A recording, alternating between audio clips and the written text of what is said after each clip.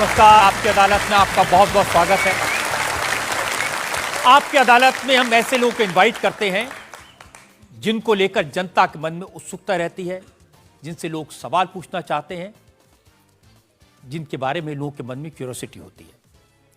पिछले दिनों मैं जहां भी गया, लोगों ने मुझे एक शख्स के बारे में कहा, आप इन्हें आपकी अदालत में बुलाइए। और मैं भी सोचने के लिए मजबूर हो गया, ये कौन है जिसके बारे में हर पब्लिक फंक्शन में लोग मुझे कहते हैं, जिसके बारे में लोग मैसेज भेजते हैं, दर्शकों की बार बार मांग आती है। पता किया, इनकी सोशल मीडिया पर काफी फॉलोइंग है। जब ये अपने घर से बाहर निकलते हैं तो सड़क पर ट्रैफिक जाम हो जाता है, लाखों लोगों की भीड़ इकट्ठा हो जाती है। इस शख्स को आपकी अदालत में आमंत्रित कर रहा हूं। प्लीज वेलकम बागेश्वर धाम के प्रमुख धीरेन्द्र कृष्ण शास्त्री।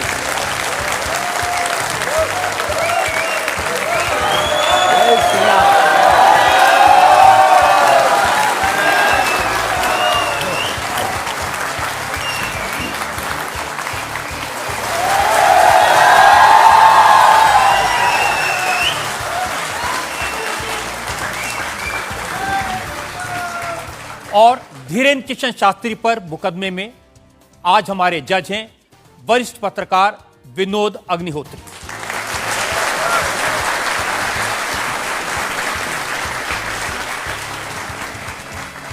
इससे पहले कि मुकदमा शुरू करें, इल्जामात सवालात का सिलसिला शुरू करें, आज के जज विनोद अग्निहोत्री की इजाजत चाहेंगे आज की कार्रवाई शुरू करने के लिए।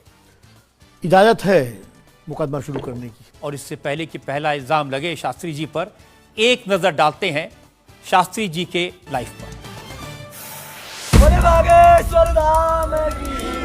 आजकल पूरे देश में बागेश्वर धाम के प्रमुख धीरेन्द्र कृष्ण शास्त्री की बहुत चर्चा है। कोई उन्हें चमत्कारी कहता है, कोई उन्हें अंतर्यामी कहता है, कुछ लोग उन्हें पाखंडी कहते हैं, लेकिन धीरेन्द्र कृष्ण शास्त्री खुद को पक्का सनातनी बताते हैं। अब हिंदू एक हो जाओ, सनातनी एक हो जाओ, यही हम चिल्ला रहे हैं कब से। शक्ति का प्रभाव दिखाना यही हमारा उद्देश्य है। धीरेन्द्र कृष्ण शास्त्री का दावा है कि उनके ऊपर बजरंगबली की विशेष कृपा है। वो भक्तों का दुख दर्द सिर्फ अपने इष्ट तक पहुंचाते हैं। चूंकि भक्तों पर कृपा बरस रही है, इसलिए धीरेन्द्र कृष्ण शास्त्री का प्रताप भी बढ़ रहा है। उनके भक्तों की संख्या अब लाखों में है। धीरेन्द्र कृष्ण शास्त्री सिर्फ 26 साल के हैं। साल 2 साल में ही बागेश्वर धाम के पीठाधीश्वर के रूप में वे विख्यात हो गए। अब बड़े बड़े मंत्री और अफसर भी उनके दरबार में हाजिरी लगाते हैं। धीरेन्द्र कृष्ण शास्त्री सबसे पहले नजरों में आए जब संस्कार टीवी पर उनकी भागवत कथा दिखाई जाने लगी। फिर वो चमत्कार भी दिखाने लगे। 21वीं सदी के इस कथावाचक के वीडियो आजकल हर मोबाइल में है। बाबा इंस्टाग्राम से लेकर फेसबुक तक हर जगह छा चुके हैं। जैसे जैसे धीरेन्द्र कृष्ण शास्त्री की लोकप्रियता बढ़ी तो विवाद भी सामने आ गए। धीरेन्द्र कृष्ण शास्त्री का दावा है कि वो कोई पैसा नहीं लेते। जो उनके दरबार में आना चाहता है उसे सिर्फ हनुमान जी के यहाँ नारियल बांधकर अर्जी लगानी पड़ती है। धीरेन्द्र कृष्ण शास्त्री एक अच्छे वक्ता हैं। अब उनका संकल्प है कि वो सनातन धर्म को घर घर पहुंचाएंगे और भारत को हिंदू राष्ट्र घोषित करवाएंगे।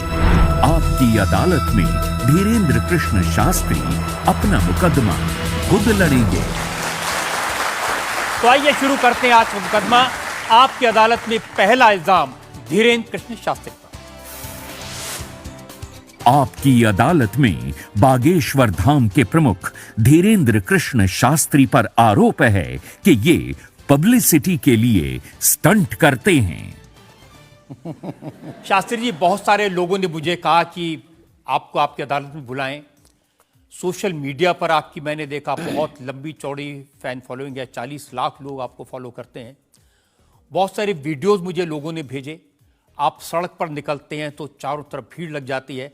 तो एक वीडियो मैं जनता को दिखाना चाहता हूं जो आपके लोगों ने मुझे भेजा है।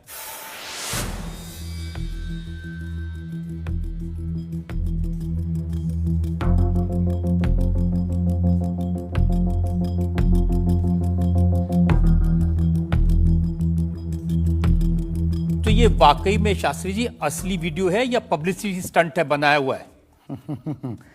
लोगों की अपनी अपनी भावनाएं होती हैं, अपनी दृष्टि से देखने की। ये वास्तविकता एक जगह की नहीं है। जहां जहां बागेश्वर बालाजी का दरबार लगता, जहां जहां बागेश्वर बालाजी की कृपा से दास कथा करने जाता, ये तो कम है, कैमरे में कम आया है, और ज्यादा है।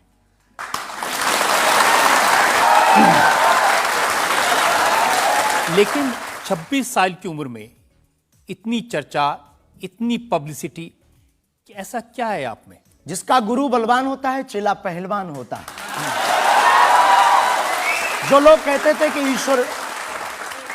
कहते थे ईश्वर नहीं होते या भगवान नहीं होते, हमारी दृष्टि में इस छोटे से गांव से, गढ़ा गांव, मध्य प्रदेश के बुंदेलखंड में एक छोटा गांव गढ़ा है। गढ़ा में रहने वाला एक छोटे परिवार का बालक धीरेन्द्र कृष्ण अगर यहां तक पहुंच सकता है बालाजी की कृपा से, तो भारत का प्रत्येक व्यक्ति भगवत कृपा से कहीं भी पहुंच सकता है।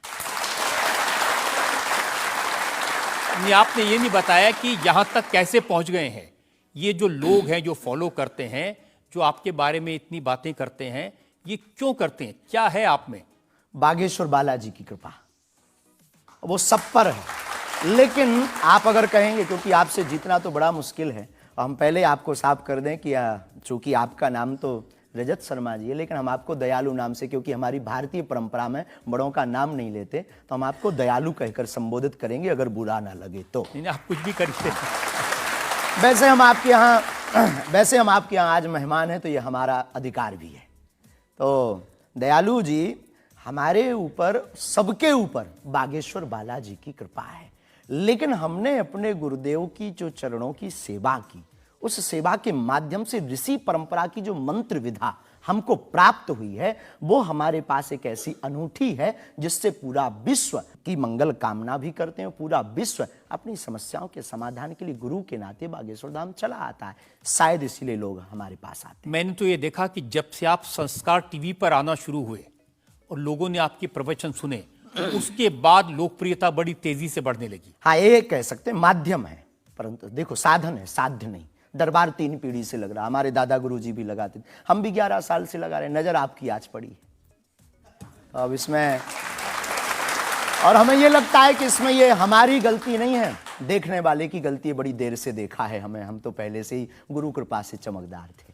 मुझे तो लग रहा है बहुत जल्दी देख लिया आपको, भी तो आपकी उम्र ही कुछ नहीं है। हम उस परंपरा से हैं, जब 5 वर्ष की अवस्था में ध्रुव जी लीला कर सकते हैं, प्रहलाद जी लीला कर सकते हैं, तो हम 26 साल में क्यों नहीं लीला कर सकते? तो आपने क्या क्या लीलाएं की हैं? कोई ऐसी लीला नहीं की जिसमें हम फंसे, लेकिन आपकी अदालत में आए हैं, और आपके उसमें आप जो कह रहे हैं, तो हमारे जीवन में गुरु कृपा से जो किया, सब सनातन के लिए किया, और केवल सनातन के लिए करें। लीला का मतलब ये, हम कोई ईश्वर नहीं है, हम कोई भगवान नहीं है। साधारण जैसे ये इंसान है, वैसे हम मानव हैं, हम में कोई अलग नहीं है। बस हमने अपनी परंपरा को ठीक से जाना, ये अलग है।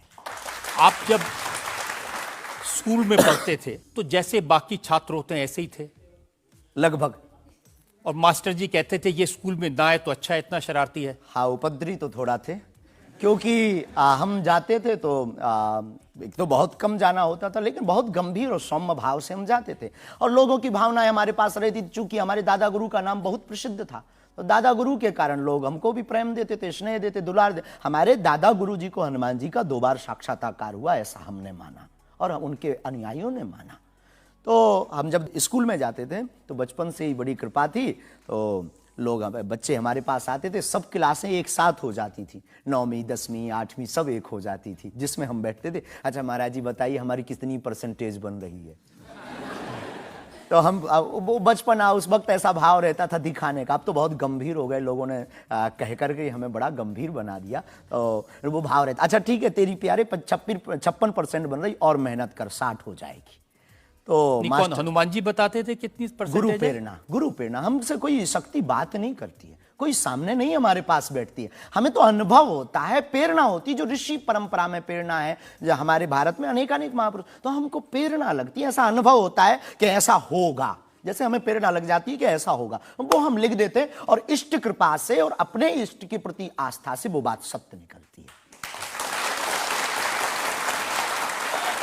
हमारा जीवन भी बड़ा अभाव से गुजरा। एक छोटी झोपड़ी रहती थी, वो भी झोपड़ी कच्ची झोपड़ी, उसमें पिताजी रहते थे, हमारी माँ, हमसे छोटी बहन और उससे छोटा भाई, 5 लोग उसमें रहते थे। उसी में भगवान को स्थान था। दादा गुरुजी निर्मोही अखाड़ा से साधु थे, तो उन्हें परिवार से ज़्यादा मतलब नहीं था। तो बड़ा अभाव में गुजरा हमारा जीवन, बहुत विचित्र स्थितियों में गुजरा। लेकिन अभाव ने प्रभाव की महिमा बताई और आज प्रभाव ने हमें अभाव की महिमा बताई। तो आप कह रहे हैं कि जब छात्र थे तो साधारण छात्र थे, जैसे बाकी बच्चे होते हैं, वैसे आज घर परिवार वैसा था जैसे बाकी लोगों का होता है। कोई नई बात नहीं, कोई ऐसा, हम कोई ईश्वर नहीं है, हम संसार से कोई अलग से ब्रह्मा जी की फैक्ट्री से सेट नहीं भये। हम जैसे दुनिया है वैसे हम हैं। बस गुरु परंपरा और हनुमान जी की कृपा क्या होती है, शायद हनुमान जी ने और गुरु ने हमको चुना ये ललकार कर बताने के लिए, हमें लगता है हमारा। तो इस देश में तो बहुत सारे लोग हैं जो हनुमान जी के भक्त हैं, है करोड़ों लोग। हाँ, मंगलवार को, शनिवार को मंदिरों में जाते हैं, व्रत रखते हैं, प्रसाद चढ़ाते हैं। तो हनुमान जी ने आपको क्यों पकड़ा? कुछ ज्यादा ही घनिष्ठता होगी हमारी, उनको ज्यादा मोहब्बत हम पर आई होगी। लेकिन इस करोड़ों लोगों में हनुमान जी के लाखों भक्त हैं, उन्होंने अपने लिए मांगा और हमने पूरी विश्व के लिए मांगा। इसीलिए हमें लगता है कि हम में और बाकियों में अंतर है। देखिए, आपने क्या मांगा, इसके कुछ वीडियोस मैंने देखे हैं। वाह, आप लोगों से कह रहे हैं कि आपके पास जितना चाहे दान दे दो, अपना मकान दे दो, फ्लैट दे दो, बंगला दे दो, घोड़ा दे दो, गाड़ी दे दो, सोना चांदी, बैंक, एफडी, मंगलसूत्र, अंगूठी, लुगाई लड़का छोड़ के सब मुझे दे दो। ये हमारा डिस्क्लेमर रहता है दरबार के पहले का। लोगों को जो भावनाएं रहती हैं कि गुरु परंपरा के लोग और साधु लोग दरबार इसलिए लगाते हैं, भगवान को इसलिए रखते हैं कि ये कमाई का जरिया बनाते हैं। और हमने अपने दरबार में बैनर लगा करके, वो माइक पर ठोक करके बोलते हैं कि यहाँ किसी भी प्रकार का शुल्क, फीस, दक्षिणा नहीं लगता। पर अगर तुम शिष्य मानते हो अपने आप को और हम गुरु हैं, तो गुरु परंपरा के नाते अगर कुछ भी तुम दे दो, अगर आप भी इंडिया टीवी का ये हाउस हमारे नाम करें, हमें कोई दिक्कत, हमें कोई दिक्कत, और लेते भी हैं। लेना बुरा नहीं है, उपयोगिता बुरी है, लेकर के उसका सदुपयोग करते या दुरुपयोग करते। हम लेते हैं, कोई अगर देता है तो स्वीकार करते गुरु के नाते। हम उस परंपरा से हैं जहां अंगूठा तक दान गुरु को दे दिया जाता है, हम भी लेते हैं। कितना कमा लेते हैं? हमारी तो कोई फिक्स कमाई नहीं है, क्योंकि हमारी कोई कंपनी या बिजनेस नहीं है। कोई चढ़ा जाता है, हमारे पास करोड़ों सनातनियों का प्यार, लाखों करोड़ों लोगों की दुआएं, हजारों संतों का आशीर्वाद, इतनी कोई हमारी हिसाब कमाई। किताब तो रखता होगा ना कि कितना पैसा आया, जितने सनातनी उतनी कमाई, हिसाब आप लगाओ।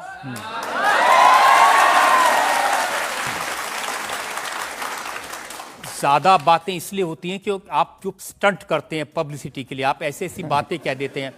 आप कहते हैं कि बिना वीजा के हनुमान जी रावण की लंका में घुस गए थे।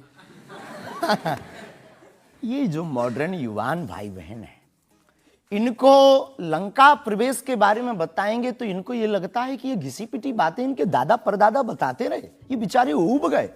इनको कुछ ऐसा चाहिए कि उस अध्यात्म से ये कनेक्ट हो पाए। और जैसे रावण ने मुझसे फोन पे बात की। हाँ, बिल्कुल, हम वही बोलने ही वाले थे। लगता है आज हमारी शक्ति आपके पास पहुंच गई। तो हमें आपको समझाना है, रावण से फोन का बात का मतलब सबके अंदर रावण बैठा है। कोई ऐसा दुनिया में नहीं जो गलत कृत्य देख रहा, गलत कर रहा और सच जानते हुए चुप है, वो रावण की दृष्टि का आदमी। तो हनुमान जी लंका गए, इसको इन युवानों को कैसे जोड़े? इन्हें तो वीजा, पासपोर्ट, फॉरेनर ये शब्द पता है, तो इनसे कनेक्ट करने के लिए हमारा अध्यात्म इतना विशाल और इतना अथाह है कि उसमें कुछ भी आप डाल दो वो आप सोच रहे हैं कि आपको अध्यात्म पता है, इनको नहीं पता। इस देश ऐसा की नहीं जनता हमने को कहा। आपसे ज्यादा अध्यात्म पता है। ऐसा हमने नहीं कहा। हमें अपने हिसाब का पता है, उन्हें अपने हिसाब का, वो अपने में श्रेष्ठ हैं, हम अपने में अब जो कोशिश कर रहे हैं विद्यार्थी। हमने ऐसा कभी नहीं कहा कि हम श्रेष्ठ हैं, और ये आरोप हमें नहीं लगता कि ठीक है। आपका ये कहना कि मेरे पास एक गधा है जिसमें वाईफाई है और वो प्लेन में भी वाईफाई चलता है, ये मजाक की बातें नहीं है। लोगों की दृष्टि से, भावनात्मक दृष्टि से देखा जाए तो ये बहुत गहरा विषय है। मजाक की दृष्टि से अगर कोई देखेगा तो देखो, जाकी रही भावना जैसी प्रभु मूलत देखी तिन तैसी। भगवान की कोई लीला को सिर्फ रास लीला को उठाते हैं, लेकिन हम तो महाभारत भी उठाते हैं। तो अपनी अपनी दृष्टि है, हम ये मजाक में नहीं कहते। हम उनको बताना चाहते हैं कि हमारे देवी देवताओं से जो हमारे इष्ट की परंपरा की जो निशानी है वो अगर नज़दीक रहे, गुरु की निशानी अगर नज़दीक रहे, माता पिता की बातों की निशानी नज़दीक रहे, तो बेटा कभी गलती नहीं करेगा, वो चार चांद लगाता रहेगा। शास्त्री जी, इसको कहते हैं आप अंधों के शहर में आईना बेचने की कोशिश कर रहे हैं। ऐसा हमारा भाव नहीं है, अपितु हमारा भाव ये है कि उस केवल वाईफाई को हम बताते नहीं, उसकी महिमा भी बताते हैं, और दरबार में आने वाले लोगों को उसकी महिमा का अनुभव भी कराते हैं। तो फिर वो जो बात मजाक की है ना, वो फिर अध्यात्म, आस्था, ईश्वर से जुड़ करके नास्तिक भी आस्तिक बन जाता है। देखिए, आपको भोले भाले लोगों को बताना चाहिए कि भाई ये मैं मजाक में कह रहा हूं, विनोद हम कहते है, भी हैं। और ये मैं ये असल हम में बहुत कह रहा बार बोलते हैं, विनोद हम कर रहे हैं, ये हम बहुत बार बोलते हैं। अब कोई हमारे विनोद को सीरियस ले ले तो वो उसका निजी अनुभव है। तो अब मैं लोगों को बता दूं कि एक बार बगैर टिकट पकड़े गए थे आप रेलवे में। हाँ, ये तो बताना चाहिए, बिल्कुल पकड़े गए थे। लेकिन ये भी बताइए कि हम टीटी से ही 1100 रुपया लेकर आए थे। उसी टीटी से लेकर आए थे, और जिस वाईफाई की आपने चर्चा की, उसी वाईफाई की दम पर उसके बाप का नाम बताकर लेकर आए थे। इसी तरह की बातें कह के ऐसे दिखाते हैं जैसे चमत्कार कर दिया, जैसे मेरे ऊपर हनुमान जी की बहुत कृपा हो गई, मैं भविष्यवक्ता हूं, और फिर जो भोले भाले लोग हैं वो प्रभावित हो जाते हैं। हमने कभी एक नहीं दावा किया कि हम चमत्कारी हैं। आज भी आपकी अदालत में हम कहते हैं कि हम कोई चमत्कारी नहीं है, हम कोई ईश्वर नहीं है, हम कोई महात्मा नहीं है, हम एक आम इंसान हैं।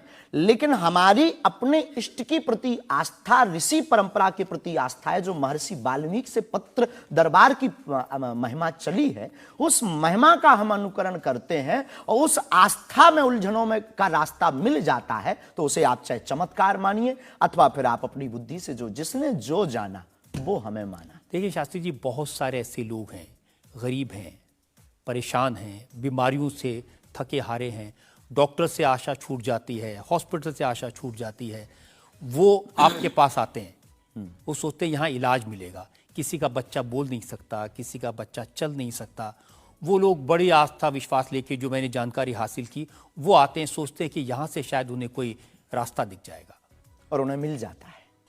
जो आते हैं श्रद्धा पूर्वक आते हैं। देखो, जिंदगी में अगर वो परेशान है और डॉक्टर से परेशान होकर के या कहीं से भी निराश होकर के आया और उसे कुछ मिले ना मिले, हम ये तो नहीं कहते, जिसकी जितनी निष्ठा उसको उतना हमारे बागेश्वर बालाजी के दरबार में मिलता है। और अगर नहीं मिलता, और अगर उसे जीवन जीने की अगर डांडस और सात्तावना मिलती है, तो क्या ये भी कम है? बिना पैसों में, बिना दक्षिणा दिए, बिना कुछ लगे अगर हनुमान जी से जुड़ रहा, अगर वो प्रभु से जुड़ रहा, अगर उसे जीवन जीने में 4 दिन की जिंदगी है, डॉक्टर ने कह दिया तो मर जाओगे, लेकिन बागेश्वर धाम के नाम से उसके चेहरे पे मुस्कुराहट है कि मेरा हारे का सहारा है, तो अगर ये मुस्कुराहट उसके चेहरे पर आती, इससे किसी को गुस्ताखी क्यों? देखिए, अगर बागेश्वर धाम आने से लोगों का इलाज हो जाता है, तो फिर आपको कैंसर हॉस्पिटल बनाने की क्या जरूरत है? यही तो हम बताना चाहते हैं कि दुआ और दवा दोनों आवश्यक है। हमने ये नहीं कहा कि हम डॉक्टरों के खिलाफ हैं। अब मैंने पूछ लिया तो आपने दवा ऐड कर दिया उसमें। नहीं, हमने औषधालय बागेश्वर धाम पर खुलवाया है, और मंदिर के समीप खुलवाया है। वहां पर ग्राम पंचायत का भवन है, वहां पर आयुर्वेदिक औषधालय है। दुआ और दवा मतलब नीचे दवा है, और वहां ठीक नहीं हुए तो दुआ के लिए चढ़ जाओ मंदिर पर, दोनों काम करेगा, ठीक है। और ये कोई नई बात नहीं है, हमने ऐड नहीं की, डॉक्टर खुद ऐड करता है, ऑपरेशन करता है, जब ठीक नहीं होता तो वो भी कहता है तुम भी प्रार्थना करो। लेकिन ये सही है कि जिस इलाके में आप हैं, उस इलाके में बहुत सारे ऐसे लोग हैं जो इसी तरह पर्ची निकालते हैं, जो इसी तरह दुआ की बात करते हैं। पूरे भारत में ऋषि परंपरा के अनेक लोग हैं, बहुत लोग तो नहीं कह सकते, पर अनेक लोग पूरे भारत में हैं। और केवल हमारे इलाके में नहीं, पूरे भारत में। हमारे इलाके में बागेश्वर बालाजी की महिमा और दादा गुरुजी के पास दरबार से, कृपा से बहुत से महापुरुष और भी। मैं बताता हूँ, एक लवलेश नाम के गुरुजी हैं, 20 साल की उम्र है, और वो भी इसी तरह से पर्ची निकालते हैं। वो भी इसी तरह से। हम कभी ऐसे मिले नहीं इस भाव से, हमारा कभी मिलना नहीं हुआ, और इस विषय पर उनका निज मत हो हम कह नहीं सकते, ईश्वर जाने। नहीं, मत तो पता नहीं, उनके ऊपर रेप का इल्जाम है और वो जेल में है, कह नहीं सकते। तो उस एरिया में ऐसे और भी बहुत सारे लोग हैं। अभी हम अर्जी लगाने के हिसाब से घूमे नहीं हैं। आप कहो तो इस बार जाकर के घूमेंगे कितने लोग हैं। अभी तो हमें एक पता है, छतरपुर जिले में एक गढ़ा गांव है, वहां बागेश्वर धाम है, वहां सदगुरु सन्यासी बाबा से परंपरा चली दरबार की, आप भी आइए। ये बात सही है कि देश में बहुत सारे ऐसे लोग हैं जो कहते हैं हमारे पास सिद्धि है। एक जयपुर में है, उन्होंने बताया कि मैंने कर्ण पिशाच को साधा हुआ है, और वो भी किसी की भी डेट ऑफ बर्थ बता देते हैं, किसी के परिवार वालों का नाम बता देते हैं। हमारे पास ऐसी कोई सिद्धि नहीं, ना हमने ऐसी कोई साधना कर रखी है। हमारे पास सिर्फ अपने इष्ट पर, हनुमान जी पर भरोसा है, जो अष्ट सिद्ध नवनिधि के दाता हैं। ना हम कोई डेट बताते हैं, ना हम कोई नाम बताते हैं, और अगर उनकी कृपा से पता चल जाए तो कोई बुरी बात नहीं। जनता में जो लोग सवाल पूछना चाहते हैं। आमतौर पर क्या होता है कि संत का नाम आते ही हमारे माइंड में एक इमेज बनती है कि गाड़ी होगी, बहुत ही जो उनकी वेशभूषा होगी बहुत ही सिंपल और सरल होगी, लेकिन आपकी वेशभूषा देख के, टोपी देख के लगता है एकदम कलरफुल रहता है। आपकी दुनिया ही रंगीन है तो साधु को भी रंगीन होना चाहिए। बहुत बढ़िया, बहुत बढ़िया। जब 7 रंगों की भरी दुनिया है माय डियर सिस्टर, 7 रंगों से भरी दुनिया है, तो मुझे क्या दिक्कत है। और हम कोई साधु नहीं, हम कोई महात्मा नहीं, ना हमने चोला ले रखा है। हम एक वर्ण व्यवस्था की बात नहीं करेंगे, हम एक गुरु के शिष्य हैं और आम इंसान हैं। और अगर कोई सरनेम पूछे तो हम शुक्ल वंशीय सरयूपारी ब्राह्मण है। तो जो 7 ब्राह्मणों की वेशभूषा है वो हमने धारण की, गुरु के नाते हमने ये पादुका अपनी एक परंपरा को निर्वाहन करने के लिए धारण की। और टोपी कोई आया तो दे गया, अगर आप कुछ दो बहन हमें तो वो भी स्वीकार है। आप चाहो तो कुछ हमें पहनने को दे सकते हो, हम पहन लेंगे। एक वेबसाइट ने लिखा कि ये जो टोपी पहनते हैं, ये पहनाने वाले से भी कुछ गुरु दक्षिणा लेते हैं। जो कपड़े पहनते हैं, जो कपड़े जिसके दिए पहनते हैं, उससे भी कुछ पैसा लेते हैं। आज तक ऐसा कोई मिला नहीं है, खोज जारी है। किसी ने हमें आज तक दक्षिणा नहीं दी टोपी पहनाने के नाम पर या कपड़े पहनाने के नाम पर। हम तो राह चलते कोई मिल जाता है तो उसका पहन लेते, अपना दे देते हैं। हम तो साधु उस परंपरा के हैं, उस परंपरा के। लेकिन अच्छे लगते हैं आपको ये रंग बिरंगे कपड़े? बहुत आनंद आता है। क्या दिक्कत है साहब? किसी को दिक्कत है वो हमसे ज्यादा रंगीन पहने। एक शायर ने कहा कि जो खानदानी रईस हैं वो मिजाज रखते हैं नर्म अपना, आपका लहजा बता रहा है आपकी ये दौलत शोहरत नई नई नहीं।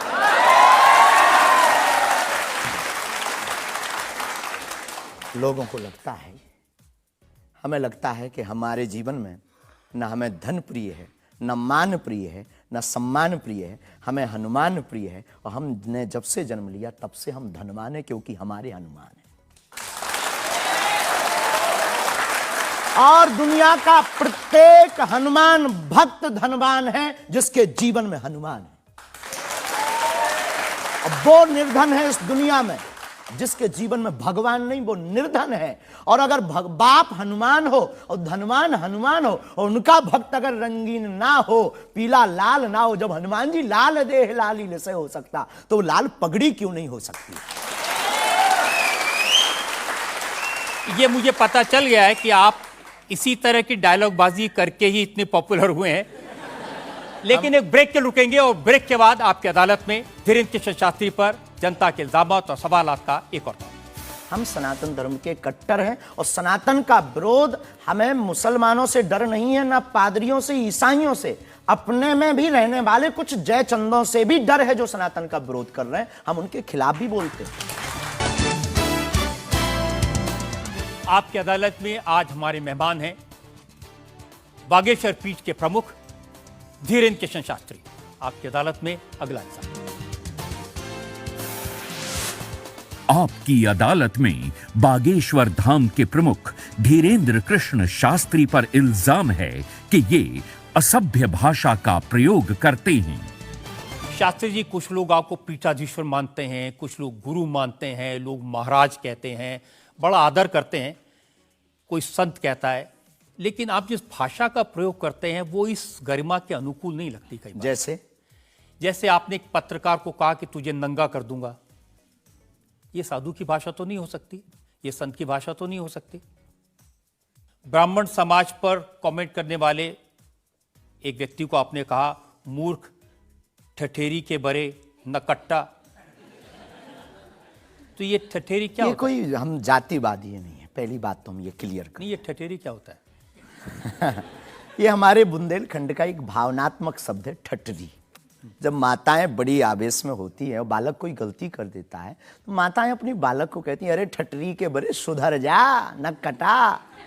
तो हम बहुत गांव के भोले भाले अनपढ़ गवार आदमी हैं, अंगूठा छाप है, ठीक से पढ़ाई की नहीं, तो गवार आदमी है। तो जो माँ की हमारी जो परंपरा है, जो पारिवारिक बोलचाल है, उस पारिवारिक बोलचाल में अगर कोई साधु के ऊपर टिप्पणी उठाएगा, रामचरितमानस पर टिप्पणी उठाएगा या भगवान पर टिप्पणी उठाएगा, तो स्वभावश सनातनी हिंदू होने के नाते वो लहजा निकल जाता है। और सठे साठ्यम समाचरित, ये भी कौन सी गलत बात है? अगर कोई भगवान को गाली बके और हम उसको श्रीमान जी कहें, स्वामी जी कहें, भगवान कहें, तो हमें तो नहीं लगता कि वो बिना ना मानत जलद जड़ गए 3 दिन बीत, और बोले राम सकोप तब भय बिन हो ये न प्रीत।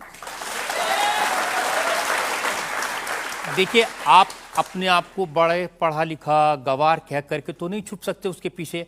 आपने उनसे कहा कि तू मुझे मिल जा, मैं तुझे मसल दूंगा। बहुत अच्छा, हाँ, ये हमने कहा, ये तो क्योंकि उन्होंने कथावाचकों को पाखंडी कहा था, जिस विषय पर आपने ये टिप्पणी किया है। उन्होंने कथावाचक, हमने कहा कथावाचक हो सकते पाखंडी, पर पर्टिकुलर नाम लीजिए, सब नहीं हो सकते। इस भारत में जगतगुरु स्वामी रामभद्राचार्य भी है, मुरारी बापू भी कथाव्यास है, पूज्यपाद श्री मलुक पीठाधीश्वर भी कथाव्यास है, उनमें एक दास भी है। ये महापुरुषों पे आज तक कोई इल्जाम नहीं है, और इन महापुरुषों पर इल्जाम नहीं है तो सब कथा, भाई एक पत्रकार गलत हो सकता, सब नहीं हो सकता। हम अगर सबको कहें कि सब पत्रकार ऐसे होते हैं तो ये हमारी धूर्तता होगी। तो उसने सब कथावाचकों को ऐसा कहा था, तब हमने उसको कहा था कि भाई अगर तुम ऐसा कहो तो महापुरुषों के बारे में तो किसी को नहीं कहना चाहिए, तो बात ठीक है, तय है। रामचरितमानस के बारे में नहीं कहना चाहिए तो तय है। तो उसके लिए अगर ऐसा मसला कह दिया समझाने के लिए, वो है तो हमारा चेला। लेकिन आपने संत तुकाराम के बारे में क्या कहा? संत तुकार को, हाँ। आपने कहा संत तुकाराम की लुगाई रोज उन्हें मारती थी, रोज पीटती थी डंडे से। तो किसी ने उनसे पूछा, तुम रोज लुगाई से पिटते हो, शर्म नहीं आती? इसमें बोलचाल की भाषा में थोड़ा सा वो हुआ। हमने एक कथा पढ़ी थी एक पुस्तक में, उसमें लिखा था कि उनकी पत्नी झगड़ालू, बड़ी ईर्षालु थी, बड़ी विचित्र थी, और वो संत तुकाराम जी को एक बार गन्ने के लिए भेजती, गन्ना वो एक लेकर शाम को आते तो वो उनके शरीर पर प्रहार कर देती, एक गन्ने के 2 टुकड़े हो जाते। पर तुकाराम बहुत अद्भुत महापुरुष थे, उन्होंने कहा, देख तू कितनी ज्ञानवान है, पहले गन्ना एक था, हम लोग 2 थे, तूने मेरे शरीर पर प्रहार करके गन्ने के 2 टुकड़े कर दिया, अब एक तू चूस एक मैं लूं। तो लेकिन आपने जो बोलचाल उसमें बिगड़ा आपने जिस अंदाज में कहा था वो सम्मानजनक नहीं था, समाज के लिए असभ्य था, इसमें कोई संदेह नहीं है। लेकिन हम अपनी भाषा से समझने का कोशिश करते हैं, जो कई बार हमारी भाषा लोगों के अनुरूप फिट नहीं है। कभी नहीं, आपको नहीं लगता कि संत तुकाराम जैसे महान संत के बारे में ये कह दिया, उसके लिए हमें गलती माननी चाहिए? बिल्कुल, अगर ये किसी की भावनाओं को ठेस पहुंचा तो संतों के प्रति हमारे हृदय में अथाह प्रेम है, अथाह प्रेम। और हम स्वप्न में भी, हम तो खुद साधु परंपरा से जीवित हुए हैं, नालायक से बोलने लायक संतों के कारण हुए, और हम अगर संतों का अनादर करेंगे तो अपनी जिंदगी में हम रहेंगे कहां? तो हम तो विनम्रता पूर्वक अगर किसी को ठेस पहुंचा तो हमें नहीं लगता कि हमारे द्वारा उनको ऐसा कहा, लेकिन अगर किसी को ठेस पहुंचा और शब्द ऐसा मुंह से फिसल गया तो हम क्षमा प्रार्थी, कोई संदेह। अब मैं एक और उदाहरण आपको बताता हूँ। अच्छा किया कि आपने क्षमा प्रार्थना की, करना ही चाहिए। साधु संतों के बारे में अगर गलती से मुंह से कुछ निकल जाए, बहक करके अगर हो जाता तो कोई दिक्कत। आप बात कर रहे थे साईं बाबा के बारे में, और आपने कहा कि हमने सुना वो चांद मियां निकले। हाँ, सुना। आपने कहा कि कई बार लगता है कि 33 कोटि क्या कम पड़ गए, और समझदार के लिए इशारा काफी है। जी। जिन साईं बाबा को करोड़ों लोग मानते हैं, करोड़ों लोग की श्रद्धा उनमें है, उन्हें भगवान मानते हैं, उनकी पूजा करते हैं, उनके मंदिरों में लाखों लोग जाते हैं, उनके बारे में इस तरह की भाषा?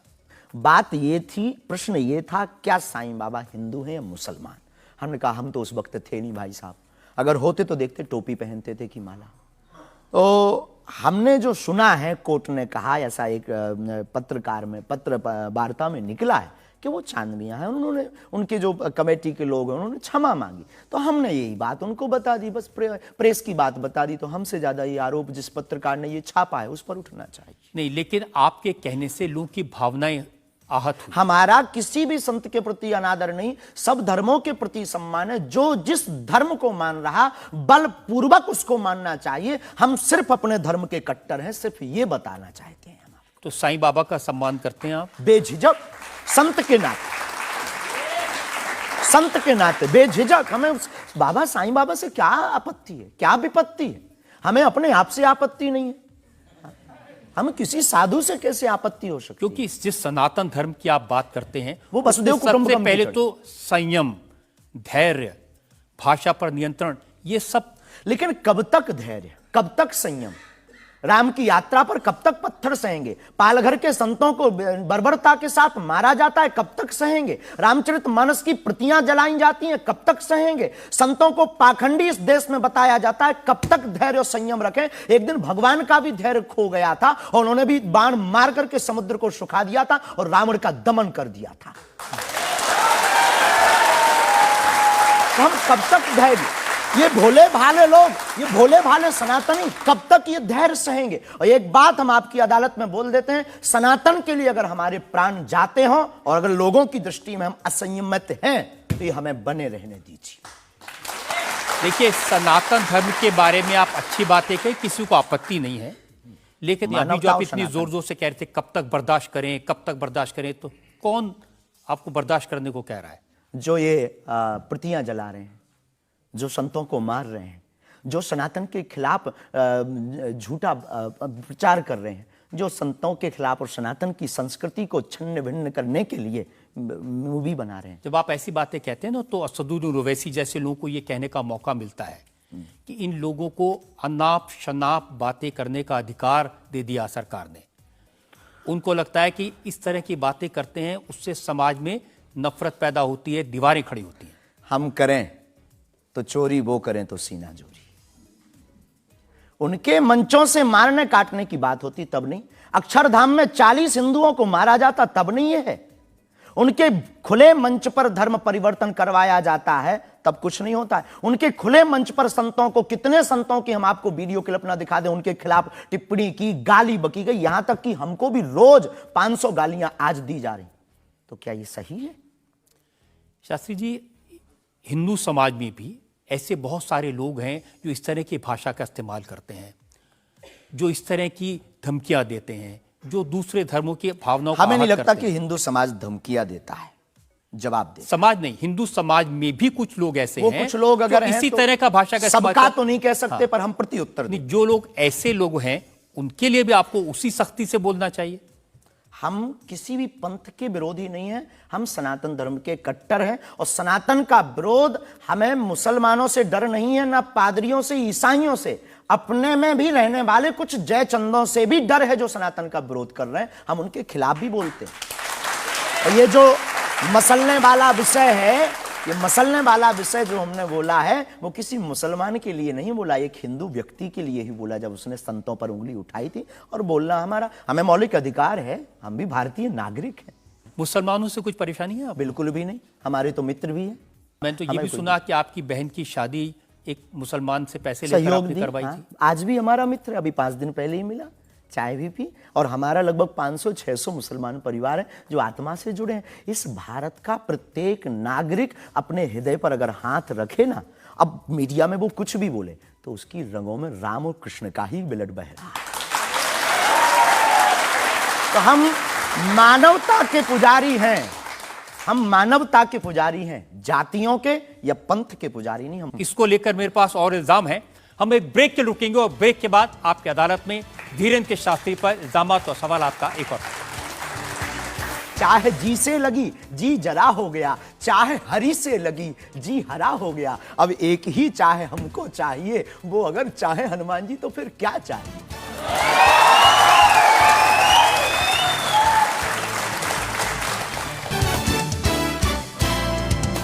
Welcome back.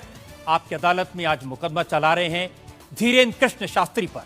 आपकी अदालत में अगला इल्जाम। आपकी अदालत में बागेश्वर धाम के प्रमुख धीरेन्द्र कृष्ण शास्त्री पर आरोप है कि ये अपने विरोधियों को धमकी देते हैं। शास्त्री जी, सुना है कि विरोधियों को धमकी दे रहे थे आप, लेकिन आजकल आपको भी धमकियां मिलने लगी हैं। आपको भी लोग कह रहे हैं कि जान को खतरा है। हाँ, ये कोई नई बात नहीं है। इस भारत में जब जब भी सनातन की बात किसी ने पुरजोर तरीके से उठाई है तो उसको मिटाने के लिए और उसको डिगाने के लिए तरह तरह के स्वांग और षड्यंत्र, तरह तरह के प्रायोजित ढंग से उसको फंसाने के उपाय किए गए हैं। लेकिन सिर पर सीताराम, फिकर फिर क्या करना। और रही बात धमकी की, तो साधु परंपरा में या हम अपनी गुरु परंपरा में कभी किसी को धमकी नहीं देते हैं। हम सिर्फ ये कहते हैं कायदे में रहोगे तो फायदे में रहोगे। आपके लिए सुरक्षा की मांग करने के लिए आपके समर्थकों ने जंतर मंतर पर एक प्रदर्शन किया, उसका वीडियो मैंने देखा है। और जो लोग बागेश्वर धाम के नाम पर वहां प्रदर्शन कर रहे हैं, वो कह रहे थे अब चाकू छोड़ो, तलवारें रखो, अब इन लोगों को गोली मारो। और वो लोग बहुत ही हिंसक भाषा का इस्तेमाल। ये बिल्कुल भी कतई हमें पसंद नहीं है और इसकी छूट हमने कदापि किसी को नहीं दी, क्योंकि हम स्वयं ये कहते हैं कि जिंदगी में याद रखना, सनातन धर्म वो धर्म है जो अहिंसा का पुजारी है और हम हिंसा के पक्षधर नहीं है, क्योंकि हिंदू का अर्थ ही होता है जो हिंसा का दमन करे। लेकिन आपने तो कुछ रिएक्ट ही नहीं किया।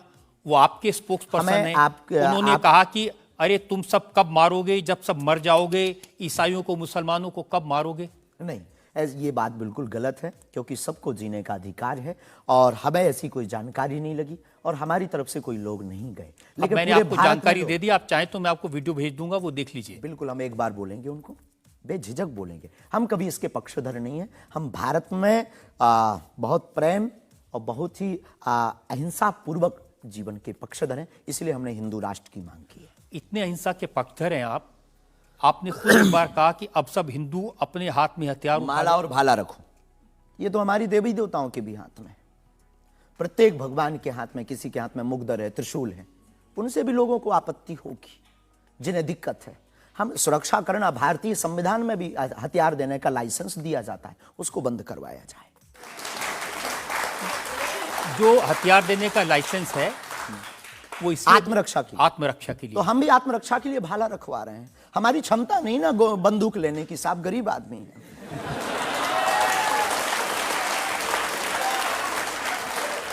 जब आप इस तरह की बातें करते हैं ना, तो फिर सवाल ये उठता है कि आपकी सुरक्षा के लिए टैक्स पेयर क्यों पैसा दे, जनता क्यों पैसा दे। आप इस तरह की बातें करेंगे, भाला की बात करेंगे, बंदूक की बात करेंगे, गोली की बात करेंगे, तो धमकी मिलेगी।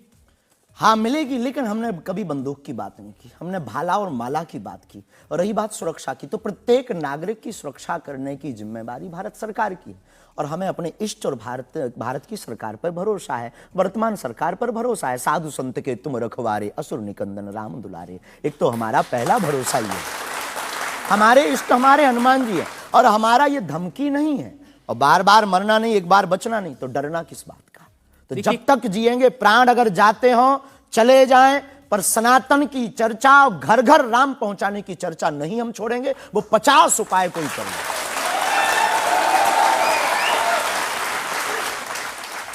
कोई ना कोई डर तो है। आप कहते हैं कि मैं अब बुलडोजर खरीदने वाला हूं, हिंदुओं एक हो जाओ, पत्थर मारने वालों पर बुलडोजर चलाओ। ये भी हमारा अहिंसात्मक बयान है, पूर्ण अहिंसात्मक। बुलडोजर कब से अहिंसात्मक हो गया? वाह, ये कुआं खोदने के भी तो काम आता है। तो हमने कहा कि अगर राम की यात्रा पर कोई पत्थर फेंकेगा तो बचाने के लिए भाई बुलडोजर खरीदो, और अगर किसी को अपनी शरीर की दिक्कत है या किसी को अपने पंथ को दिक्कत है, वो क्रेन खरीद ले, हमें क्या दिक्कत है। हम कोई रोक नहीं रहे हैं, लेकिन अभी हमारे पास इतना रुपया नहीं आया कि हम बुलडोजर लें, और अगर आप लोग सहयोग करेंगे तो हम रख लें। देखिए, ये डायलॉग मारना अच्छा है, डायलॉग नहीं, लोगों को मजा भी आता है, गुरु की लेकिन- परंपरा के लेकिन अनुसार हम इसके सिर्फ एक पीछे- बात बताते हैं, हाँ, लोगों को डायलॉग ये लगता है। कैसे गुरु हैं जिनकी परंपरा में कभी भाला, कभी बुलडोजर, और फिर कहते हैं मैं अहिंसा की ये बात हमारी करता हूं। ऋषि परंपरा है, ये भगवान राम की परंपरा है। अच्छा, धनुष भगवान बाण राम के लिए। टाइम पर बुलडोजर आते थे। भगवान राम धनुष बाण लिए थे, अब थोड़ा टेक्नोलॉजी बढ़ गई है तो टेक्नोलॉजी के हिसाब से हमें भी बदलना चाहिए। परिवर्तन प्रकृति क्या का नियम करेंगे, है। क्या करेंगे बुलडोजर का? आत्मरक्षा, घर के बाहर रखेंगे कि देख भाई तू आना मत, ये भी है भाई। बंदूक जो इनके पास होती है, सिपाहियों के पास चलाते थोड़ी है अनेक बार, वो तो दिखाने के लिए होती है कि तू कुछ करना। आप जो बातें कह रहे हैं ना कि सिपाहियों के पास भी बंदूक होती है, जो सीमा पर रक्षा करते हैं उनके पास बंदूक होती है, हमारे पास क्यों नहीं हो सकती? ऐसी बातें जानते हैं, मैंने किससे सुनी थी बहुत साल पहले, भिंडरान वाले से। ये कौन है? भिंडरान वाले पंजाब में जो आतंकवाद फैला था उसके सिंबल थे। नहीं, हमने कभी बंदूक की बात नहीं की, बुलडोजर की।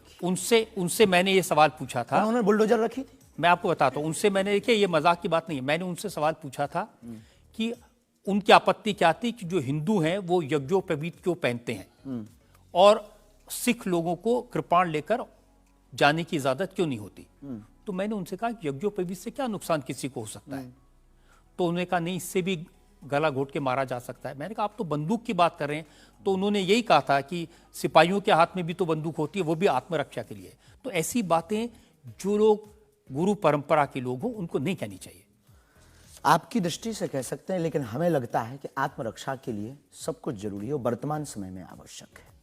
और बुलडोजर की बात अगर कहें तो बुलडोजर का पूर्ण अहिंसात्मक बयान है, और किसी व्यक्ति से अगर आप जोड़ रहे हैं तो वो उसका निज मत है। हमारा मत बंदूक की तरफ। सनातन धर्म का मत क्या है? सनातन धर्म का मत है सनातन- सत्य, अहिंसा, दया, क्षमा, दान, जप, तप। मारकाट की बात तो नहीं करता वीरता सनातन भी धर्म। है, ये वीरता का प्रतीक है बुलडोजर। बुलडोजर। चाय भी मंगवा दो साहब। अच्छा, हम चाय पियेंगे, हमें चाय की पीना बड़ी चाहते आदत हैं। है। हाँ, तो पानी और चाय दोनों भेजा जाए। जी जी। वैसे तो संतों को चाय पसंद नहीं आती है ना? लेकिन आपके बारे में जितना मैं रिसर्च की हूँ मुझे पता चला है आपको चाय बहुत पसंद है। क्या ये सही है? जी बहन, बहुत सही बात है। जो कौन सी research- चाय, कौन सी चाय अदरक पसंद वाली करते चाय। हैं? अदरक वाली चाय, और हमारे दादा गुरुजी को बहुत प्रिय है। इस चाय से हमारी याद जुड़ी हुई है दादा गुरु से। हम 2 भाई हैं वैसे तो, पर ताऊ चाचा के मिलाकर के 10 भाई हैं। और हम जब दादा गुरुजी के पास जाते थे तो सब ऐसे ही बैठते थे। तो दादा गुरुजी बहुत सिद्ध महापुरुष, बहुत कम बोलते थे, महापुरुष थे। तो वो चाय पीते थे तो अपनी जूठी चाय, खूब ये जो नरेली है, इसकी आधी चाय हमको देते थे। तो हमारे जीवन में हमें ये लगा कि ये नालायक से बोलने लायक गुरु के इस प्रसाद के कारण बना है। और प्रत्येक, इसके पीछे एक और रहस्य है, प्रत्येक बालक को अपनी परंपरा को छोड़ना नहीं चाहिए, चाहे किसी भी लेवल पर पहुंच जाए। शायद ये भी सूत्र है। शुरुआत जहां से हुई, गुरु से शुरू जिसका जीवन हुआ, उसे कुछ भूलना नहीं चाहिए। इसलिए हम भूले नहीं, ये शायद हमें लगता कि हमारी अच्छी आदत है। चाय बुरी आदत, क्षमा कीजिए। युवाओं से प्रार्थना है, मत पीना, हम नहीं रुकेंगे।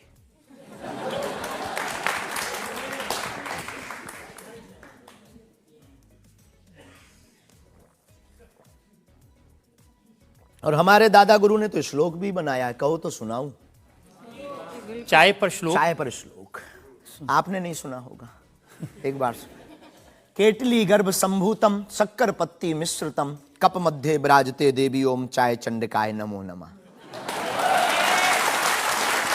और केवल इतना ही नहीं, चाय और चाह दोनों जिंदगी में बहन जरूरी है। चाय हमारे लिए जरूरी है क्योंकि हमें लगता कि चाय से गुरु की याद आती है, और जिससे ईश्वर की याद आए वो बुरी चीज भी अच्छी है।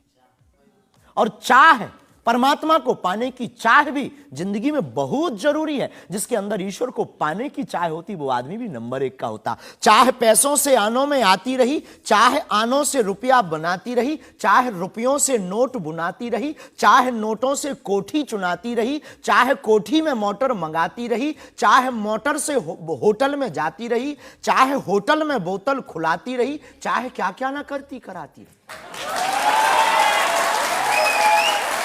चाहे मोटर से होटल में जाती रही, चाहे होटल में बोतल खुलाती रही, चाहे क्या क्या ना करती कराती रही, चाहे पाली जिन्होंने वो पीले हुए, चाहे छोड़ी जिन्होंने वो रसीले हुए, चाहे जी से लगी जी जरा हो गया, चाहे हरी से लगी जी हरा हो गया। अब एक ही चाहे हमको चाहिए, वो अगर चाहे हनुमान जी तो फिर क्या चाहिए।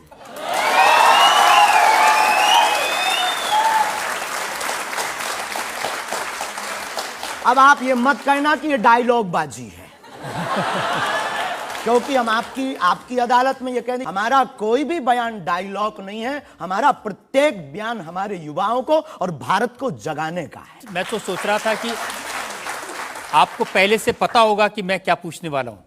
शायद ये जो चाय आप पीते हैं, इससे एनर्जी आती है, ऊर्जा आती है, शक्ति मिलती है? लगभग गुरु की याद आती है। और देखो चाय पीना, देखो सच बात यह है कि चाय पीना ठीक नहीं है, चाय हानिकारक है, भूख मारती है। लेकिन हम 24 घंटे में 18 घंटे सेवा करते हैं, लगभग 17 घंटे गद्दी पे बैठते बोलते हैं। भूख लगेगी तो नींद आएगी, नींद को मारने का एक बहुत अच्छा उपाय है चाय पी लेंगे। भूख कम तो हम ज़्यादा समाज सेवा कर पाते हैं, हमें ऐसा लगता है, पर डॉक्टरी भाषा में ये ठीक नहीं है। तो ये सिर्फ समाज सेवा के काम आती है, या फिर जैसे शाहरुख खान की फिल्म पठान को आपने क्रिटिसाइज किया, वो भी चाय का असर था? चाय कोई नशा नहीं है, लेकिन अगर आप उसकी बात करें तो हमने सिर्फ सनातन की बात की कि हमारे सनातन पर भगवा रंग ही बेशरम क्यों बार बार। एक फिल्म 1987 के लगभग आई थी, संतोषी माता की फिल्म। संतोषी माता की फिल्म आने के बाद लोगों की भावना इतनी दृढ़ होगी कि शुक्रवार को टमाटर और नींबू बिकना कम हो गए। और अगर आप सनातन के खिलाफ, आपको याद होगा, और अगर सनातन के खिलाफ कोई मूवी बनाओ तो मंदिरों में, भगवान के चरणों में और माता पिता और गुरु के प्रति आस्था लोगों की कम हो जाएगी। इसलिए बार बार हमारी संस्कृति, हमारे सनातन और हमारे भगवान राम को टारगेट ना किया जाए। देखिए, बिना देखे आपने फैसला कर लिया कि वो भगवान राम को टारगेट किया गया है, सनातन को टारगेट किया गया है। भगवा रंग तो देखने की जरूरत ही नहीं है, खून ही भगवा है। रंग से किसी धर्म को जोड़ना ये तो ठीक नहीं। ये देश तिरंगे का देश है, और तिरंगे में तीनों रंग हैं। बिल्कुल है, और सब रंगों का सम्मान करना चाहिए। तो है, तो हमने कभी, अच्छा तो भगवा रंग, हरा रंग भी तो बेशरम हो सकता है। हाँ, क्यों नहीं हो सकता? हो सकता है ना। हाँ। बस यही हमारी मांग है। देखिए, ये इस तरह की जो मांगे करते हैं ना, उसी पर मुझे आपत्ति है। आप कहते हैं ये भारत राष्ट्र हिंदू राष्ट्र बने, बेझिझक बने, हिंदू राष्ट्र बनेगा। ये जातिवाद, हम जातिवाद के खिलाफ हैं। कब तक गालियां जातिवाद के नाम पर, कब तक राजनीतिक रोटियां सेकी जाएंगी? ये बंद करो अब। कब तक जातिवाद के नाम पर वोट लेंगे? आप ये बंद करो, भारत को हिंदू राष्ट्र बनाओ। सामाजिक समरसता होगी, सब में समानता होगी, सौहार्दता होगी, न पत्थर गलेंगे, न रामचरितमानस जलेगी, न राम के ऊपर कोई टिप्पणी होगी। हिंदू राष्ट्र होगा तो राम राज्य आ जाएगा। भारत विश्व गुरु है। शास्त्री जी, ये जो देश है ना, ये भारत के संविधान से चलता है। वो संविधान जो बाबा साहब अंबेडकर ने बनाया था। क्षमा कीजिए, हम उसके आदर करते हैं, हमारे पूर्वजों ने स्वीकार किया। कहां आदर कर रहे हैं? वो संविधान कहता है ये धर्मनिरपेक्ष राज्य है, इसमें रिलीजन के नाम से इसको देश नहीं बनाया जा सकता। संविधान का प्रथम पृष्ठ ही भगवान राम के चित्र से प्रारंभ होता है। हाँ, बिल्कुल। संविधान का प्रथम पृष्ठ, जिस देश का संविधान भगवान राम से प्रारंभ हो, तो क्या वो हिंदू राष्ट्र, राम राज्य नहीं हो सकता है?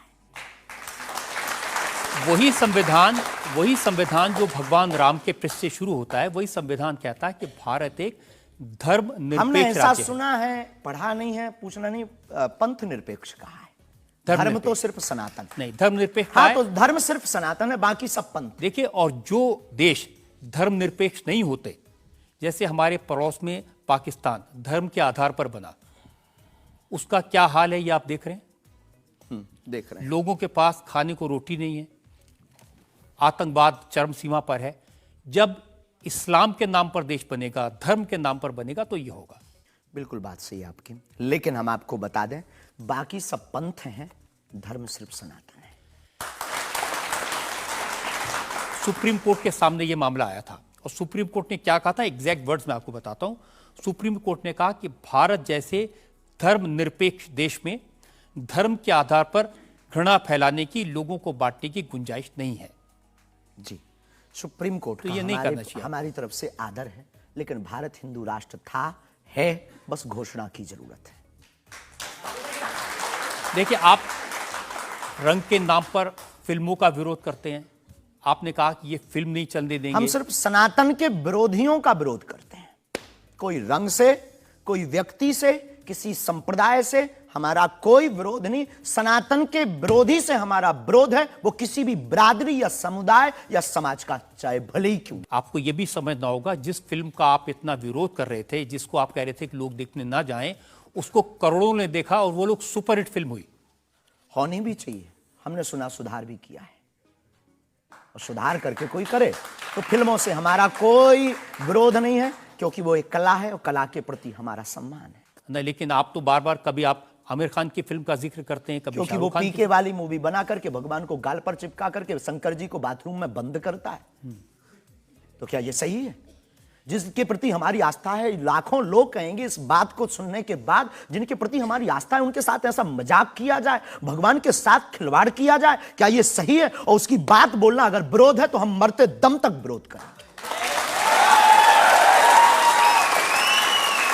शास्त्री जी, मुझे कभी कभी लगता है कि चूंकि आपकी उम्र कम है, जैसे आप भिंडरान वाले को नहीं जानते, ऐसे ही फिल्मों का इतिहास भी आप नहीं जानते। एक फिल्म आई थी बैजू बावरा, उसमें एक भजन था, मन तड़पत हरि दर्शन को आज, जो सबसे हिट था। इसे लिखा शकील बदायूनी ने, म्यूजिक दिया नौशाद ने, गाया मोहम्मद रफ़ी ने। हम आपको बहुत विनम्रता पूर्वक कहें कि हम किसी भी समुदाय के विरोधी नहीं हैं। पुनः हम कहते हैं, हम रहीम को मानने वाले और कबीर का सम्मान करने वाले हैं। हम शेख मुबारक के साथ मित्रता निभाने वाले। ये आपको समझने की जरूरत है, ये मलिक मोहम्मद जायसी और रसखान का देश है, जहां पर उन्होंने भगवान का गुणगान किया। हमने कभी विरोध नहीं किया, सम्मान किया, रसखान के पद गाए, रसखान के प्रति हमारा आदर है, और भारत में सामाजिक सौहार्दता बनी रही है हमारी मांग है। और क्या ये नाजायज मांग है? नहीं, जिन आमिर खान का जिक्र कर रहे हैं, उन्होंने जब लगान फिल्म बनाई, उस फिल्म में जो भजन था वो जावेद अख्तर ने लिखा और रहमान ने उसका म्यूजिक दिया। जी, तो उसके प्रति सम्मान है। हमने सुना नहीं है, अभी तक उस फिल्म को देखा नहीं है, पर उसके प्रति हमारा सम्मान है। उसके प्रति हमारा कोई अगर वीडियो के लिए विरोध का मिले तो दिखाइए। मैं भेजूंगा आपको, यही आपकी नहीं, प्रॉब्लम है। हमारा विरोध उस गाने के प्रति नहीं, उस गाने के प्रति नहीं है। आप, बस हमारा तो सिर्फ सनातन की बात है, फंडा सिर्फ सनातन सनातन। सिर्फ मैं कह रहा हूं कि आपको जिसका विरोध करना है उसके बारे में थोड़ी सी जानकारी हासिल कर लीजिए। आपको न मिले तो मुझसे पूछ लीजिए। बहुत अच्छा है, अब आगे से ये कोशिश करेंगे, लेकिन सनातन के लिए पूछ नहीं पाएंगे। सनातन पर उंगली उठाएगा तो इधर से भी डायरेक्ट सीधा सा होगा। ऐसा लगता है कि जैसे आपने सनातन धर्म के नाम पर धमकियां देने की दुकान खोल ली है। अगर किसी को यह धमकी लगती है तो उसे लगना चाहिए, क्योंकि प्रत्येक भारतीय नागरिक को बोलने का अधिकार है, और हमें भी बोलने का अधिकार है सनातन के लिए, क्योंकि हमारा जन्म सनातन के लिए हुआ, हमारा जीवन सनातन के लिए है, और हम मरेंगे भी सनातन। बोलने पर आपत्ति नहीं है, हम धमकी देने पर आपत्ति है। हम धमकी नहीं देते, हम सिर्फ ये कहते हैं कायदे में रहो तो फायदे में रहो। ये भारत राम का देश है, बस हम कायदा सिखाते हैं, और गुरु का काम है कायदा सिखाना, धमकी नहीं। गुरु क्या डांट करके धमकी देता है? गुरु धमकी, अगर कुम्हार मटका बनाता है तो भीतर से हाथ भी तो लगाता है। तो हम तो गुरु परंपरा के हैं, तो गुरु के नाते हम समझाते हैं, माय डियर, मेरे प्यारे, सनातन के लिए मत बोलो। बुंदेली भाषा में ऐसी भाषा बोलेंगे तो अच्छा है। नहीं बोलेंगे, पर ठठरी बरे भी नहीं छोड़ेंगे। एक और ब्रेक के लिए रुकेंगे, और ब्रेक के बाद आपकी अदालत में धीरेन्द्र के शास्त्री पर इल्जामात और सवालात का एक और। क्या चाहते हैं हनुमान जी से? सनातन धर्म और हिंदू राष्ट्र। फिर भी मांग पूरी नहीं होगी। अगर हिंदू राष्ट्र आप कह देंगे कि बन गया, तो हम अखंड भारत मांगेंगे। Welcome back. आपकी अदालत में आज हमारे मेहमान हैं बागेश्वर पीठ के प्रमुख धीरेन्द्र शास्त्री। आपकी अदालत में अगला इल्जाम।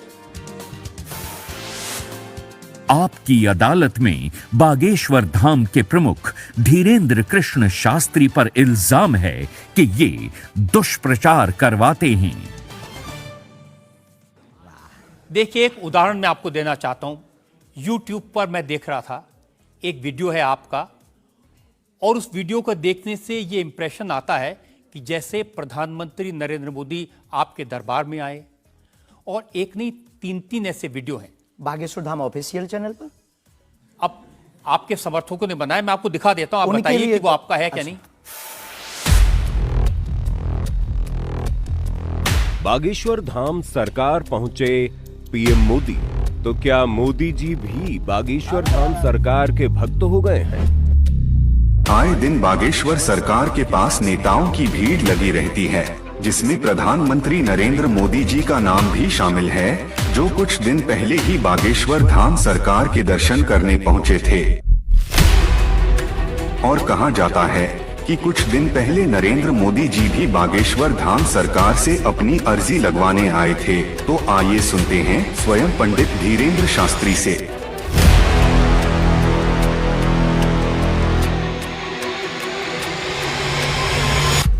मोदी जी को ये प्रोजेक्ट करते हुए जैसे बागेश्वर धाम आए, मेरी जानकारी है कि 3 वीडियोस हैं, उनमें से एक बागेश्वर धाम का है। बागेश्वर धाम के ऑफिशियल चैनल से कभी हो ही नहीं सकता है, न ऐसी भूल हो सकती है, क्योंकि हमने कभी ऐसी इजाज़त नहीं दी। ये बहुत बड़ी गलतियां हैं। टीआरपी के चक्कर में रोज तो लोग हमारी शादी करवा देते हैं यूट्यूब पर। आपने सिर्फ ये भर देखा, ये भी तो देखिए कि हर बार हमारी लड़की बदल दी जाती है। हैप्पी बर्थडे कहीं ये कह दिया जाता है। एक ने न्यूज डाली थी, बागेश्वर सरकार 23 तारीख को परिणय सूत्र में बंधेंगे। संतों के फोन आने लगे। तो ये सिर्फ मीडिया पर, चूंकि बागेश्वर धाम बहुत सर्च हो रहा, और हनुमान जी भला सर्च हो क्यों ना। हनुमान जी तो लोगों की श्वास में, ये पवन पुत्र हैं। तो लोग बागेश्वर धाम बालाजी के नाम से सर्च करते हैं, तो लोगों को जो कुछ यूट्यूब वाले हैं, सब नहीं, कुछ यूट्यूब वाले हैं जो अपनी व्यूअरशिप बढ़ाने के चक्कर में इस प्रकार का कुकृत्य करते हैं, जो दुष्प्रचार है। और बागेश्वर धाम ने इस पर अनेक बार कार्रवाई भी की, उनके खिलाफ नोटिस भी भेजा, और अनेक बार डिस्क्लेमर भी बागेश्वर दरबार में हमने दिया है कि किसी भी प्रकार की भ्रामक जानकारी से बचें। धाम का इस प्रकार से कोई भी लेना देना नहीं है। ये खुद की निजता के साथ वो बेफुजूली के कार्य कर रहे हैं, और बागेश्वर धाम इसके लिए कानूनी कार्रवाई भी करवाएगा। शास्त्री जी, प्रधानमंत्री को लेकर इस तरह की वीडियो बागेश्वर धाम के नाम से जाएं, तो आपको नहीं लगता कि ये भोले भाले लोगों के लिए मिसलीडिंग है? लोग ऐसी बातों पर भरोसा कर लेंगे। धाम से तो हुआ नहीं, कोई कर रहा हो तो खबर नहीं है, पर कर रहा जो उसके खिलाफ कानूनी अगर कार्रवाई आपके नाम पे भी कोई कर रहा है तो भी आपको कोई एक्शन लेना चाहिए। आपने कुछ कार्रवाई की है? हाँ, अनेक बार नोटिस भी भिजवाया है, अनेक बार कितने चैनलों को बंद करवाया है। जो कई बार कोई खान के खिलाफ कर देते थे हमारे लिए, कई बार कोई धमकी डाल दे। बागेश्वर धाम पहुंचे जेल, अब वो ऐसी हथकड़ी हो, वो पुलिस अगल बगल लगा देते थे। तो इनसे हमारी आपके सोच से भी प्रार्थना, इसको बहुत देखा जाएगा। आपकी अदालत को जब भी देखा जाए, इस प्रकार की भ्रामक जानकारी से बचें। हम इस प्रकार, कोई भी हमारा दरबार या कथा प्रदर्शन का विषय नहीं है, हमारी कथा और दरबार दर्शन का विषय है। तो आपकी तरफ से मोदी जी के वीडियोस को लेकर के क्या कार्रवाई की गई? इसमें अभी इसकी हमें आज पता लगा है कि मोदी जी का बना है। पूर्व में हमको वो जेएलएल वाला बताया था, हमें इसका ज्ञान नहीं है, लेकिन हम जाते ही तुरंत आपकी अदालत के बाद लीगली कार्रवाई एफआईआर अपने अमुक थाने पर करवाएंगे। अच्छा, इसके अलावा और भी बहुत सारे वीडियोस हैं। देवेंद्र फडणवीस का है, मनोज तिवारी का है। ये तो आए थे। ये भी फर्जी वीडियो है कि अरे नहीं, ये तो आए थे, इनके मत करवा दियो ना ना ना, ना। देवेंद्र फडणवीस जी भी आए थे, मनोज तिवारी हमारे बहुत प्रिय शिष्य हैं, वो भी आए थे, और बहुत आए हैं, पर मोदी जी नहीं आए हैं। हाँ, ये बता देते हैं। तो इन पे एफआईआर जी डिलीट ना करवा दियो, आप रोक दियो। लेकिन आपके 1-2 सेंटेंसेस हैं जिसमें आप कुछ मोदी जी कह रहे हैं, मोदी जी आइए। हाँ, वो हम लंदन में दरबार में थे, ये शायद उससे अगर ये जोड़ा हो, पूरा तो देखा नहीं, उससे जोड़ा हो तो खबर नहीं, हौस नहीं। मोदी जी वो जहाँ लंदन में राम कथा हम कर रहे थे, तो श्री राम मंदिर के, सनातन मंदिर के जो प्रमुख हैं वो एक मोदी जी हैं, और वो भी गुजराती हैं।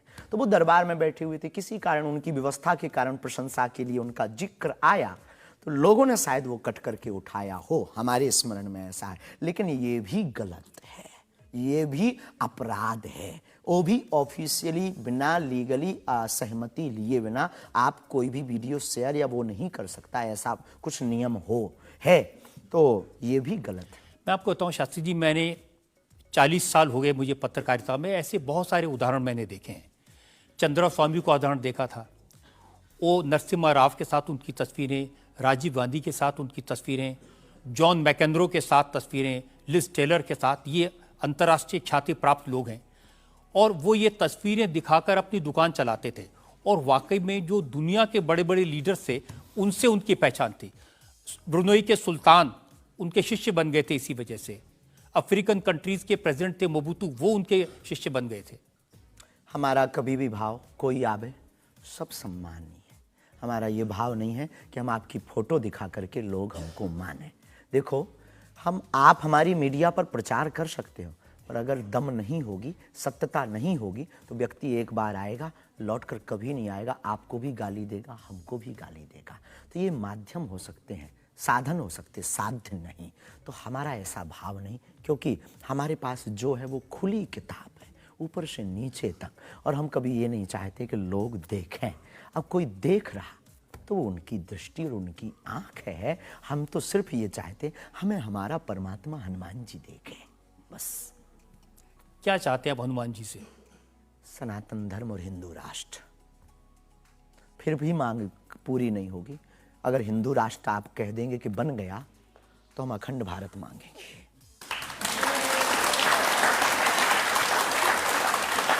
अगर वाकई में आपको भरोसा है कि बजरंगबली ऐसी इच्छाओं को पूरा कर सकते हैं, करते हैं, हमारी तो तो कर रहे हैं। स्केल थोड़ा बढ़ाइए ना, उनसे कहिए कि पुतिन को समझाएं कि यूक्रेन से अपनी सेना वापस ले ले। आइए,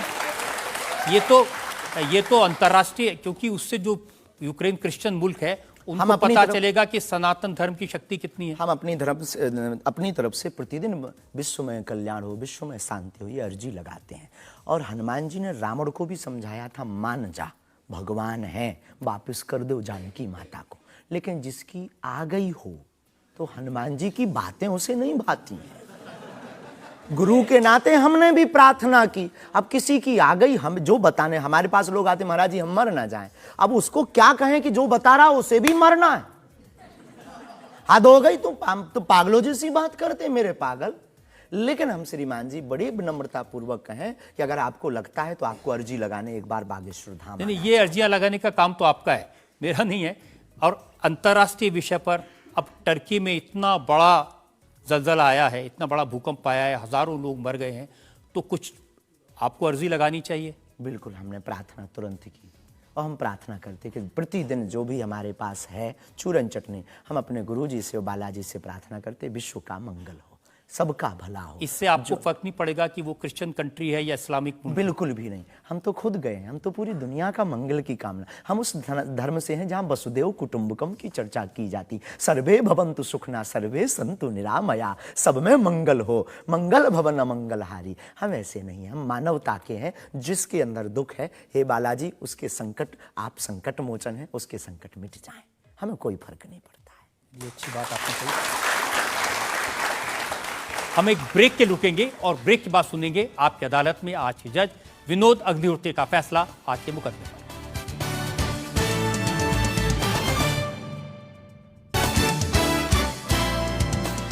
वेलकम बैक।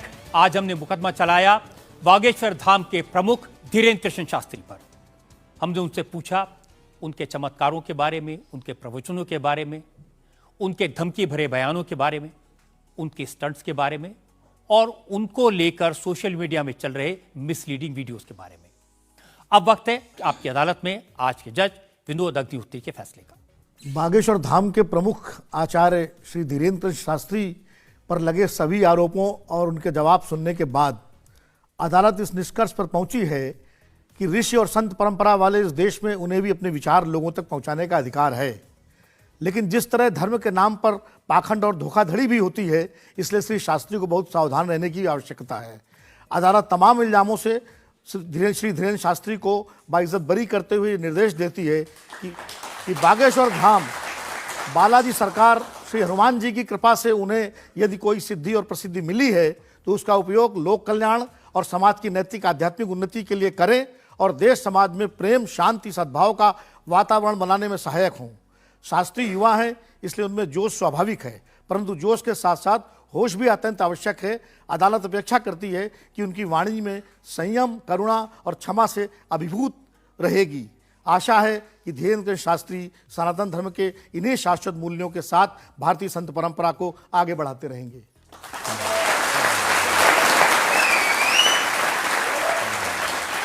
इस विश्वास के साथ कि हमारे जज साहब ने जो हिदायत दी है धीरेन्द्र शास्त्री उसका पालन करेंगे, संभल कर रहेंगे और समाज में किसी भी तरह की भ्रांतियां न फैलें, इसका ध्यान रखेंगे। आपकी अदालत का आज का मुकदमा यहीं खत्म करते हैं।